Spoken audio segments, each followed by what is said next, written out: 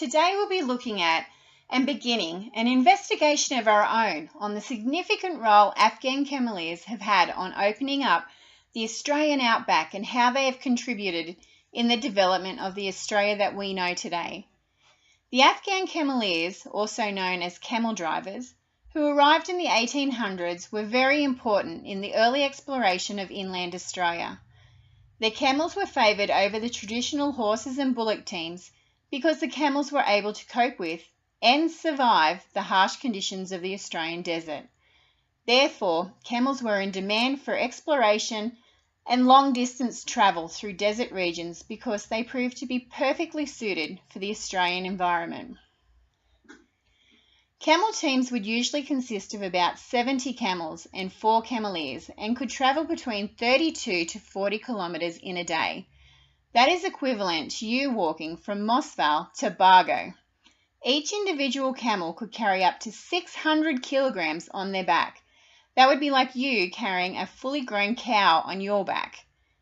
The first camel was imported to Australia in 1840 from the Canary Islands and was soon followed by 24 others who were imported from India and Palestine to help in the well-known Burke and Wills expedition back in 1860.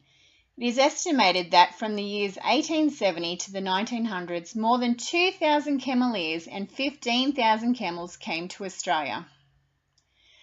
One of the major projects involving Afghan cameleers was the development of the rail link between Port Augusta in South Australia and Alice Springs in the Northern Territory.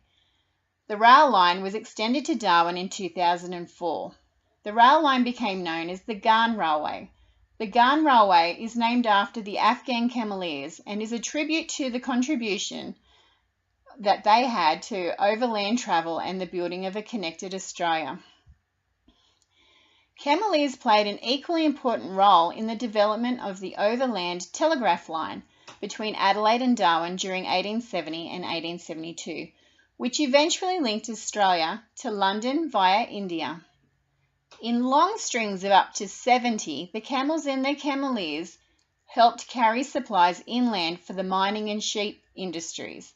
They sustained human life and new undertakings in developing outback communities. They supplied goods to inland towns, mining camps, sheep and cattle stations, Aboriginal communities.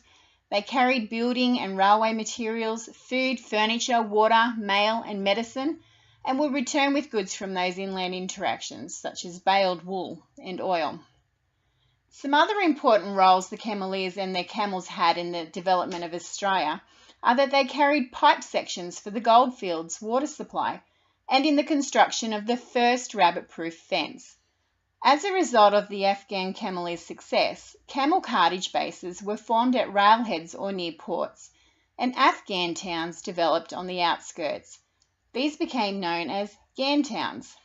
These people were among the first Muslims to settle in Australia. By the 1920s, rail and motor vehicles had largely replaced the camel as a mode of transport.